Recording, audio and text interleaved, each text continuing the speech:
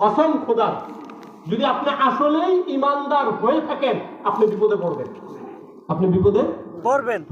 হুজুর আপনি তো শুধু আপনার গল্প শুনে থাকেন, আমরা কত জঙ্গে দেখছি আজ যে সুদি কাজ কারবার কইরা টিনের ঘরের তো বাড়িতে বিল্ডিং উঠাইছে, নাই নাই?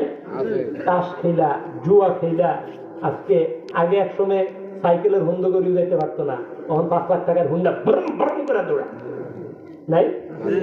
আছে। আপনি খালি বিপদের কথা শোনান, এত এত এই অবস্থা কেন, এত উন্নতি হইলো কেমনি? এটা প্রশ্ন নাকি? আমার প্রশ্ন জবাব দেওয়া আমার দায়িত্ব। আপনাকে মন চাইলে আপনারা প্রশ্ন লেখাও পাঠাইতে পারেন। এটা বড় ভয়ঙ্কর বিষয়। কেউ গুনাহ করার পরে, পাপ করার পরে, অপরাধ করার পরে কারো যদি উন্নতি হইতে দেখেন তাহলে বুঝবেন সর্বনাশ। কি বুঝবেন? সর্বনাশ। এটা বড় ভয়ঙ্কর কথা।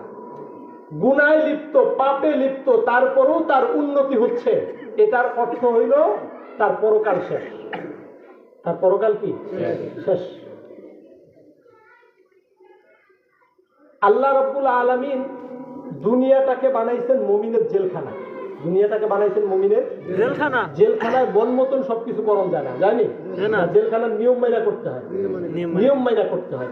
এইখানে যদি মুমিন যদি অপরাধ করে, মুমিন যদি গুনাহ করে, আল্লাহ মাঝে মাঝে ঠেলা দেন, ঠেলা দিয়ে তার হুঁশিয়ার করেন, এই বান্দা তুই তো আমার মসজিদের সেক্রেটারি, তুই তো নামাজি মানুষ, তুই যে সুদের কামে গেছস, দেখা গেছে ছাগল মরে গেছে, গরু মরে গেছে, ঘরে আগুন লাগছে, ব্যবসায় ধরা খাইছে, এগুলো প্রত্যেকটা ঠেলা, এগুলো প্রত্যেকটা কি ঠেলা। বান্দা ফিরে আয়, আমি তোর মহব্বত করি, তুই মুসলমান, তুইও আমার মহব্বত করস, গুনার পথে থাকিস না, ঠেলা দেয় আল্লাহ।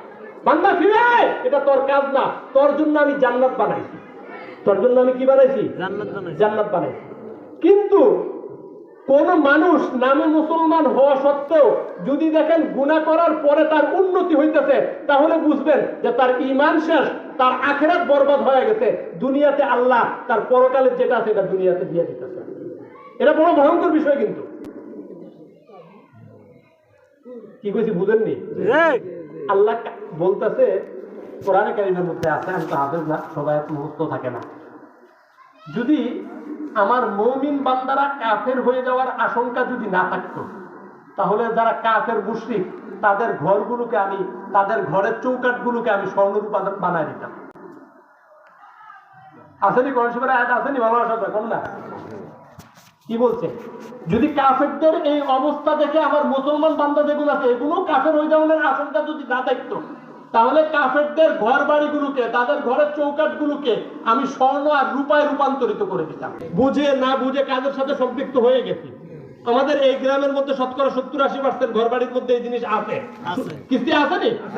তখন আমরা তো এতদিন না বুঝে করে ফেলেছি। এখন কি আল্লাহ তাআলা বলতেছে, ফামান জাআহু মাউইযাতুন, সুদের হুকুম আসার পরে, সুদের ব্যাপারে উপদেশ আসার পরে, সুদের হুকুম জানার পরে, যার নিকট এই ব্যাপারে উপদেশ এসেছে, ফামান জাআহু মাউইযাতুম মির রাব্বি, তার রবের পক্ষ থেকে সুদের বিধান সম্বলিত উপদেশ যার কাছে এসেছে, ফান্তাহা, হুকুম শোনার পরে অতীতের ব্যাপারে তওবা করে, এখানেই স্টপ, ফুল স্টপ।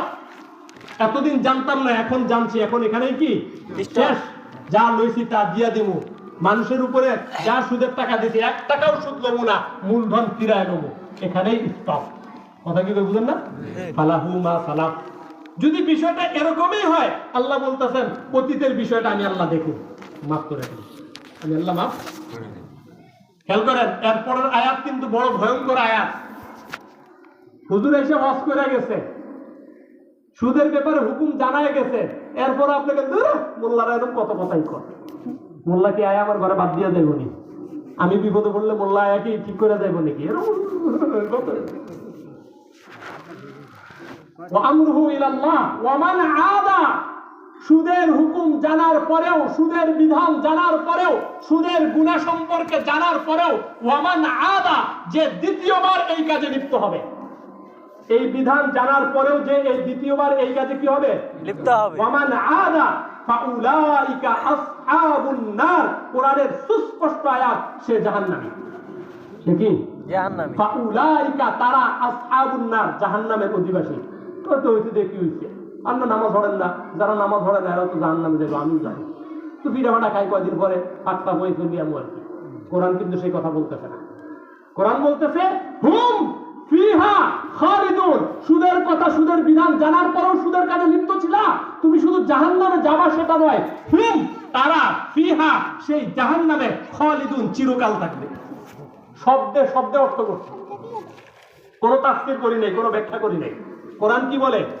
এই বিধান জানার পরেও যদি কেউ এই সুদের মধ্যে আবার লিপ্ত হয়, সে কয়দিন জাহান্নামে থাকবো? হুম ফিহা খালিদুন, চিরকাল। কে কইছে?